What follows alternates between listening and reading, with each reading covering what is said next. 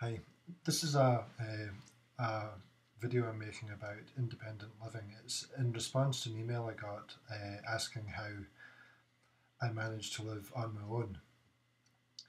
So, the first thing I've got to say actually is I don't live on my own at the moment. I've had a change of circumstances and I'm currently living with family. But that said, I have lived alone. I've lived alone for the last few years prior to here in the UK. Prior to that, I lived alone, I lived with flatmates in Austria. So, I lived, you know, I lived independently at that time as well. So the first question was, do I have a routine or schedule for paying bills and doing chores? As far as the financial side's concerned, I hate money. I don't know if that's an Asperger thing or not, but I know a lot of people do hate having to deal with money. It can be stressful. I don't like having to deal with money at all. It puts my stress levels through the roof very quickly. So what I always do is, because I had a salary, my salary came in at the end of the month, so I was maybe paid on the last, I don't know, Wednesday of every month. So my wage would come in, and then I'd have all my bills, whether that was council tax, car insurance, rent, whatever. I'd have that all coming off, in the first few days of the new month. So by the time we got to the fifth, say the fifth of the month, all of the money that I was having to pay out in bills had to come out my account, and by that time I would then know that whatever money was left was mine to spend. And yeah, I'd always try and keep, yeah. Uh, so I knew whatever was left in my account was left there for me to spend, and I wouldn't spend it all anyway. But the other thing I always did as well was I had a second account. So I had my main current account, and then I had a second account. I think it was a savings account of some kind. I can't remember what it's called. Speak to your bank, and they'll keep you right about that kind of thing. But like what I did was I paid £40 or something a month, 40 or £50 a month into this other account. So that meant, for instance, if I had a bill to pay with the car, say there was I don't know, say it failed its MOT, or say there was, I don't know, say the washing machine broke or something like that, I would have a wee cushion of money, a wee pot of money that I could dip into for things like that I might not have left in my current account at the end of the month. As it was, my current account was always fairly well topped up. I was just I'm fairly tight-fisted. I'm quite careful with how I spend my money. But there's always that safety net of this second account where I'd kept some savings for rainy days or problems or whatever else.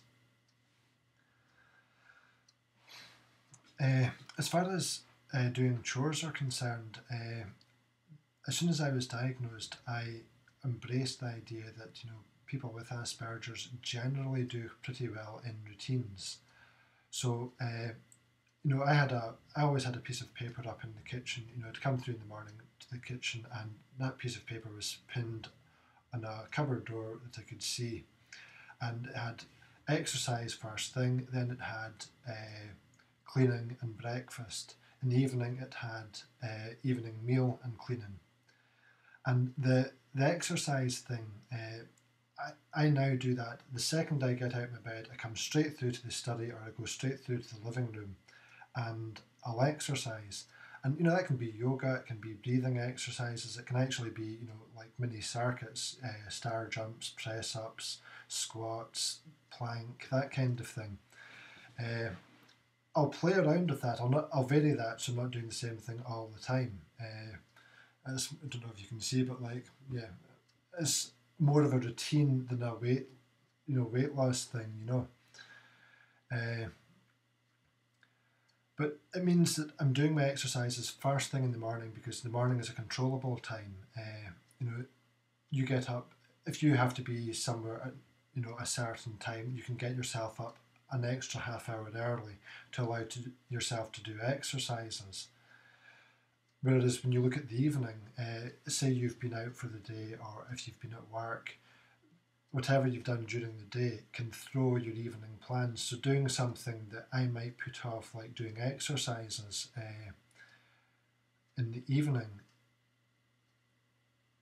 exercising in the evening is a risky time for me because I might just put it off because my train could be late, there could have been traffic, I might have had a rubbish day and I might have thought, stuff this, I'm going home, I'm going to eat my tea and I'm going to watch, I don't know, Rod Gilbert or something for an hour or something, it could be something, it's less controllable, it's more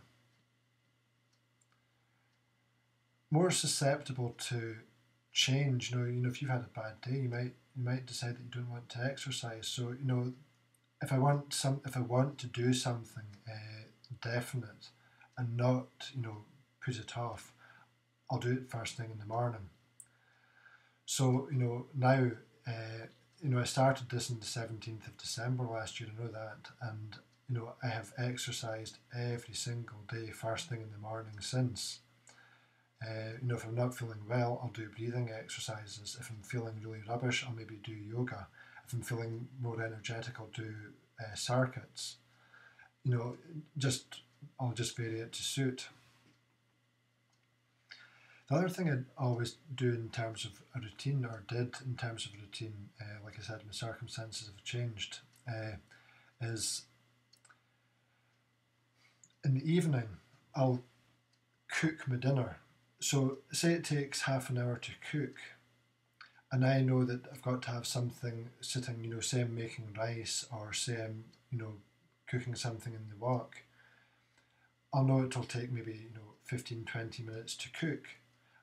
And I'll use that time then to do things like the dishes. So, I'll have, here I'll have my cooker and I'll be cooking my food, and then another side I'll have the sink and I'm washing the dishes. And it means that you're always on top of that kind of thing. And it just means it's so easily manageable. You don't have to think about it. It's not one of these things that becomes, oh God, now I have to go and do the dishes. If you've got something like a bowl, a couple of mugs, some spoons, something like that from breakfast and lunch, and that is all you have, then doing the dishes is an absolute cinch. And if you don't have dishes, then you can, to do from breakfast or whatever else, you can be wiping down surfaces. You could be, which I never did, you could be doing a spot of dusting. It's stuff that you can be so easily on top of that it, that you don't have to think about it. It doesn't become a chore. Like for instance, if I shave, and then I'll then clean the bathroom afterwards. I know that I shave I should shave every 2 or 3 days. I generally don't, but like if I've got a routine like that, if I'm at work and something, and I have to shave every two days, say, I'll then clean straight away. I'll clean something in the bathroom, and it means you keep on top of that kind of thing as well. And it's never a hassle, because out of routine, I'm not good. I'll let things slip, and that's when. And I'm not a dirty person. I'm not a particularly untidy person either. But things just build up a wee bit, and it certainly brings my mood down. It's when I start to feel depressed, and then I can't be bothered, and it's a dangerous cycle for me. So I always make sure to try and keep on top of stuff. Next question was, how well do you manage living on your own? Again, this is kind of an individual thing. I think my Asperger's is fairly, I don't know, I think my Asperger's is fairly mild. I don't need too much in the way of help and support, for my day-to-day stuff. So living on my own is an absolute godsend. I absolutely loved living on my own. Now I like to be able to control my environment, so, if I need peace and quiet, I've got peace and quiet. You know, in the flat, it was during the winter, it was always 19 or 20 degrees in the house. It was always warm. It never got particularly hot, it never got particularly cold. That was controlled. Any noise in the house was caused by me. Uh, whether that was a TV, stereo, anything like that, that was me. It was me who made that. It just meant that, anything that happened in my flat at all was something I did. So, and like for instance, in contrast to that, when I had my brother down to visit, and I like having my brother down to visit, but when my brother comes down, his bag goes on the couch, his jacket goes in the seat, his shoes go, one shoe goes that way, one shoe goes that way, that kind of thing. And I'll come into that and I'll look in my room and I'll see, and it's just wrong. That kind of thing disturbs me. And that's not something, that's not something particularly bad. It's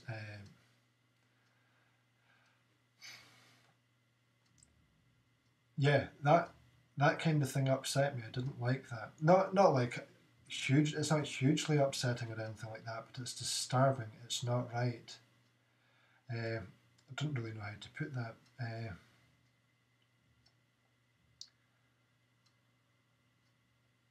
Just it was a minor irritation's the wrong word, but like it rattled me slightly. You know, having something like that. Or now I'm living with family and I can hear through in the living room. I can hear the TV. Now that's not a problem at the moment. But if if I really need peace and quiet, that's problematic for me. I don't like that, and then I'll maybe use something like I've got headphones for the computer, or I can plug them. The wireless ones. I can plug them into the computer. I can plug them into the TV, something like that. And that's when I would have to use something like that just to give myself a wee bit of headspace and be away from whatever else is going on. I also know that living on my own, no one's going to come in and bother me. And when I say bother, my family, they'll come in and check how I'm doing. They'll see if I'm wanting something to eat. Do I want a cup of coffee? Absolutely all well-meaning stuff. Great stuff. It's the kind of thing you'd want from anyone that you're living with. But having Asperger's means sometimes you do not want someone coming in and offering you a cup of coffee. It's well-meaning, but it's just, sometimes the timing can be wrong when you want just to have a wee bit of peace and quiet. So living on your own is brilliant. It means you've got the space. It means you've got time.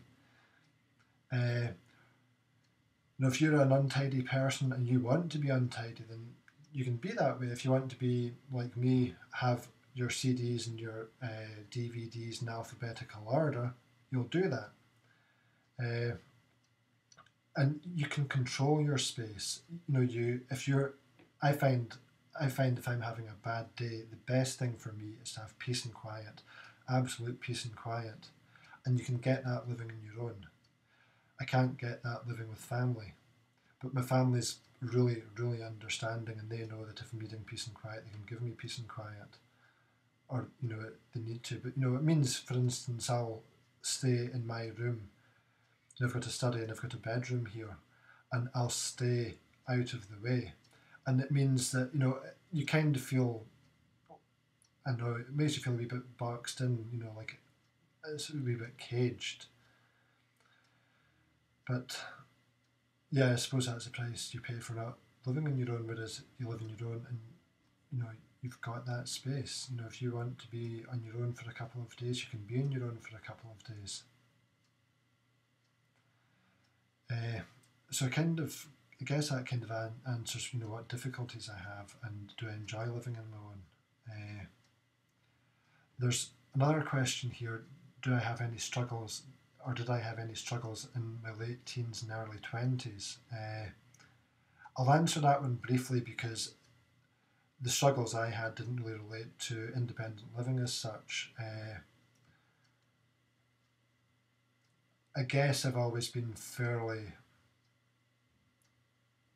I've managed, my independent living skills I would say are pretty good.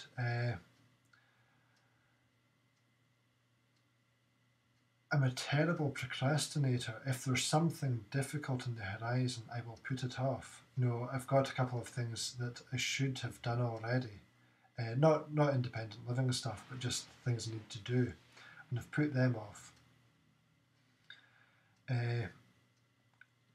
And yeah, I get that kind of thing for the independent living side of stuff too. Like I said, I hate dealing with money, but I managed. I realised early on I hate dealing with money, and I'd already built in mechanisms where I didn't actually have to think about the stuff.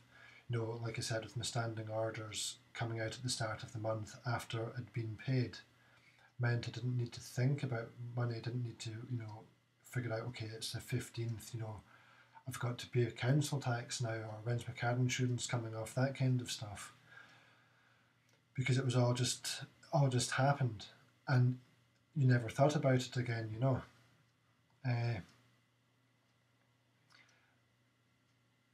My struggles in my teens and 20s, same as I have now. Social stuff, don't do well socially. Find it quite hard to know what is expected of me in social situations. To know, what small talk, for instance. And I always find small talk quite difficult, or maybe say too little, or I might say too much. That kind of thing. Small talk's a bit of a minefield for me. I hated going out to the pub. My pals always used to ask me out to the pub, and why didn't you want to come? And come on, that'll be good. Come on out and stuff like that. And after I'd refused them so many times, they'd basically stop asking. But I do things with them in other ways. But I had to make sure I did do things with them in other ways, because you keep saying no to people and they'll stop asking and potentially go away. Some people did, but my best friends have always been around for me. My two best friends from high school still are around. University was tricky for me. The social side of things, obviously. The coursework stuff, I never really understood until much later in life what was expected of me in terms of education at university level. I tended to be much more write everything I knew about a subject without actually thinking, right, what's this person asking me here? What's expected of me? So I struggled with maybe the sort of higher functioning stuff at uni. And apparently, which is quite common of people with Asperger's, is that they will either not complete high school or will not complete uni. And I took a year out between my third and my fourth year at uni, because I just couldn't hack it anymore. I didn't know if I wanted to be doing the course I was doing anymore, and I didn't think that I was cut out for uni, or that uni suited me. As it turned out, I took a year out and then went back and finished it off. So I ended up with an honours degree, which is good, but I could have done a whole lot better if I'd known that I had Asperger's at the time, and I'd been able to deal with it then. I'd have done better, which is always a bit of a regret. So I feel that's kind of a weak answer to the questions about my struggles in my late teens and early 20s. And the person who asked me this as well apologised for all of these questions. For asking so many questions and such specific questions, and no, not at all. I would like to be able to help, and I'd like, I'm looking for these kind of videos myself on YouTube all the time too. I'd like to be able to think that something I'm doing is being useful to someone. But the other thing as well is, if you have Asperger's, or if you're dealing with someone with Asperger's, being vague, or expecting them to read between the lines is not going to work. Now I've been given a number of questions here and asked to answer them, and that's perfect. There is very clear, and I know what's expected of me, so I'm comfy with that. If I was given something, something vague, I would struggle badly with that, and